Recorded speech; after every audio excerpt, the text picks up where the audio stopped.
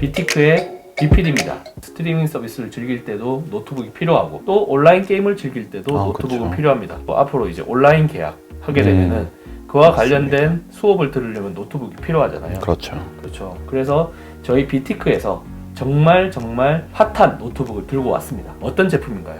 이번에 소개해드릴 제품은 HP의 MB X360 13R7이라는 제품이고요. 이름에서도 알 수 있듯이 13인치에다가 R7 라이젠 7 프로세서가 탑재된 고성능 노트북입니다.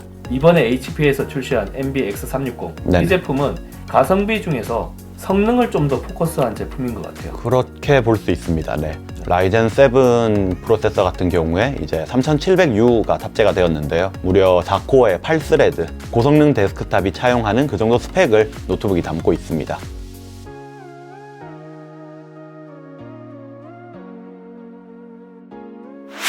노트북에서 제일 중요한 게 뭘까요? 성능, 키감, 음질 다 중요한데 제가 생각했을 때 제일 중요한 건 디자인입니다. 노트북은 휴대성이 있다 보니까 들고 나가서 카페에서 사용하든 벤치에 앉아서 사용하든 휴대를 해야 되는데 밖에서 사용했을 때 제일 먼저 다른 사람들에게서 보여지는 거, 제가 보는 거 전부 다 디자인이거든요. 디자인이 사용자 친화적이면 그만큼 제가 사용할 때도 편해요. 휴대하기도 편하고. 그런 측면에서 이번 HP MB X360 13 R7 이 제품은 되게 스타일리시하고 전반적으로 세라믹 화이트 이런 톤이 되어 있다 보니까 되게 엘레강스한 고급스러운 그런 느낌을 주고 있습니다. 2016년도에 HP의 로고가 바뀌었죠.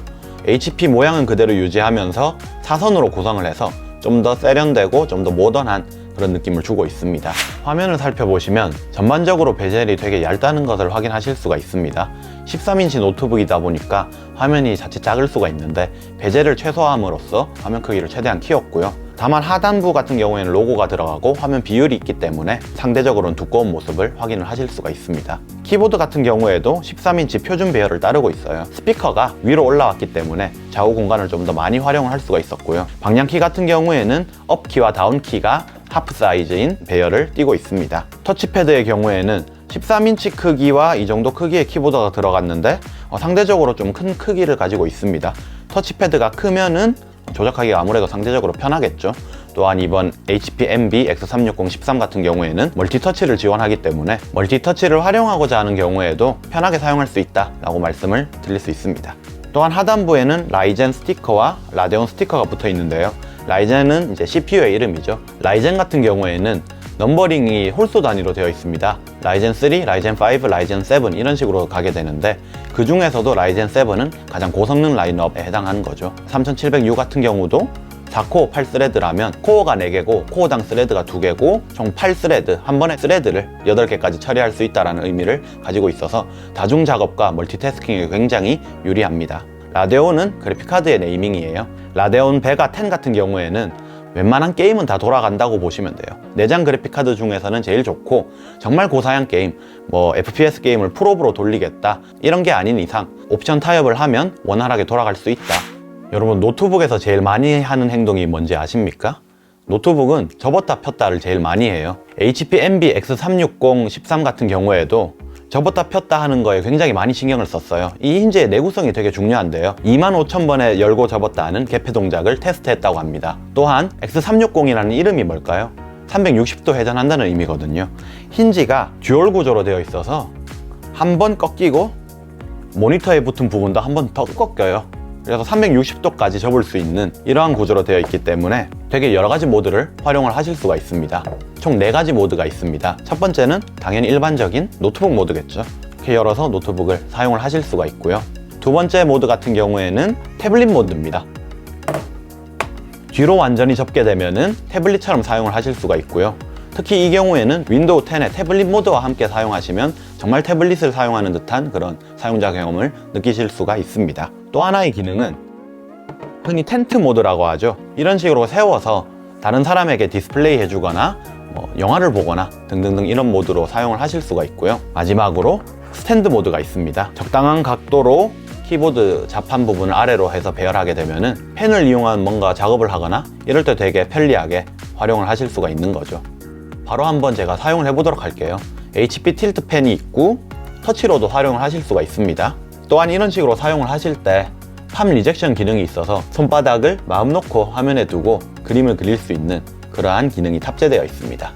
또한 펜 같은 경우에도 버튼이 두 개가 있어요. 첫 번째 버튼은 뭐 뒤로 가기라든가 이런 게 기본 탑재되어 있고, 두 번째 버튼은 우클릭이 기본 탑재되어 있습니다. 물론 어플리케이션에마다 서로 다르게 적용이 돼요. 또한 펜 설정 프로그램을 통해서 버튼의 이제 커스텀도 가능하니까 조금 더 유용하게 활용을 하실 수 있다 말씀을 드릴 수가 있고요. 다만 조금 아쉬운 점은 펜을 사용하다가 이제 잠깐 내려놓을 때 조금 애매한 부분이 있어요. 자석으로 이렇게 거치가 가능했으면 좋지 않을까 라고 생각해 봅니다.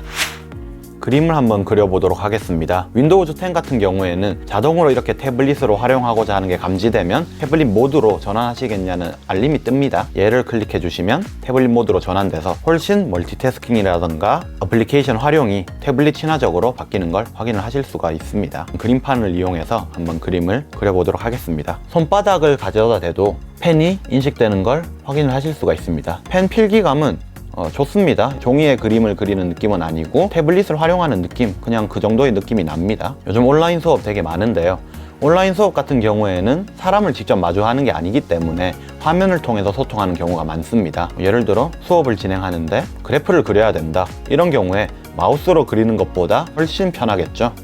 HP Envy X360 13 같은 경우에는 휴대성이 되게 많이 강조된 제품입니다. 1.31kg의 되게 가벼운 무게로 들고 다니는데 전혀 부담이 없고요. 작은 크기에도 불구하고 되게 많은 엔터테인먼트 요소를 넣으려고 노력을 했습니다. 대표적인 예가 스피커인데요. 키보드 위에 스피커가 위치하고 있습니다. 뱅앤올루슨과의 협업으로 스피커를 강조한 덕분에 13인치 노트북 체급에서 나오기 좀 힘든 그러한 볼륨과 음색과 음질 이런 것들을 제공할 수가 있게 되고요. 또한 후면에도 약간의 스피커적 요소 플러스 발열 해소 요소가 들어가 있어요. 이만큼 음질에 많이 신경을 썼다 정도로 이제 해석을 할 수가 있습니다. 포트 같은 경우에는 좌측에 USB와 3.5파이 단자 그리고 전원 버튼이 여기 위치해 있고요. 우측에는 충전 단자가 있고요. USB와 USB-C 타입 3.1 포트가 있습니다. 또한 마이크로 SD 카드를 꼽을 수 있고 옆에 버튼이 있어요. 이 버튼 같은 경우에는 우리 노트북을 사용할 때 주의해야 될 점 하나가 바로 웹캠인데요. HP Envy X360 13 같은 경우에는 버튼으로 웹캠 기능을 켰다 끌 수가 있어요. 훨씬 안전하고 간편하게 프라이버시를 지키실 수가 있습니다. 노트북 같은 경우에는 외부에서 사용하는 일이 많다 보니까 물리적인 키보드로 암호를 입력하는 것 자체가 되게 유출이 될 수가 있습니다. 이런 경우에는 좀 더 간편하고 좀 더 효과적인 그런 보안 방법이 필요하게 되죠. 바로 윈도우즈 헬로입니다. 안면 인식이라던가 지문이라던가 이런 생체 정보를 이용해서 윈도우 로그인을 할 수 있는 기능이고요. HP Envy X360 13 같은 경우에도 윈도우 헬로를 지원하기 때문에 간편하고 효과적이고 안전하게 로그인을 하실 수 있습니다. 윈도우즈 설정에서 계정이라는 항목을 찾아주시고요. 계정에 들어가시면 로그인 옵션이라는 항목이 있습니다. 로그인 옵션에서 윈도우즈 헬로우 지문이라고 적힌 항목이 있어요. 이걸 클릭하시면 지문을 등록하실 수 있습니다. HP Envy X360 13 하단부에 지문 센서가 있습니다. 이 지문 센서를 터치함으로써 지문을 등록을 하실 수가 있고요. 보통은 로그오프 상태에서 비밀번호를 입력해서 로그인을 하시겠죠. 하지만 저는 지문이 등록되어 있기 때문에 지문 센서를 터치하는 것만으로 간편하고 빠르게 로그인을 할 수 있습니다. 게임을 한번 플레이 해봤는데요. 롤이라든가 메이플스토리, 카트라이더 이런 류의 게임은 정말 잘 돌아갑니다. 개인적으로 궁금했던 거는 배틀그라운드 같은 고사양 FPS 게임인데요. 구동이 됩니다. 옵션은 좀 상당 부분 타협을 보셔야 돼요. 게임 플레이 시 때 느낀 점은 기본적인 하드웨어 스펙이 되게 우수합니다. 라이젠 7 3700U부터 시작해서 내장 그래픽인 베가10, 기본 램 탑재가 16기가, 특히 SSD도 NVMe SSD를 사용해서 기존 SATA 연결 SSD보다 훨씬 빠른 속도를 제공해줘요. 또한 키보드의 키감은 일반적인 노트북들과 다 유사합니다. 좀 독특한 점은 멤브레인의 느낌이 조금 있어요. 그래서 키보드를 타이핑하는데 상대적으로 손의 피로가 조금 덜한 그런 느낌을 받았습니다. 노트북에서 가장 중요한 요소, 휴대성과도 연관되는 요소 바로 배터리인데요. HP Envy X360 13 같은 경우에는 완충했을 시 최대 11시간까지 사용이 가능하다고 합니다.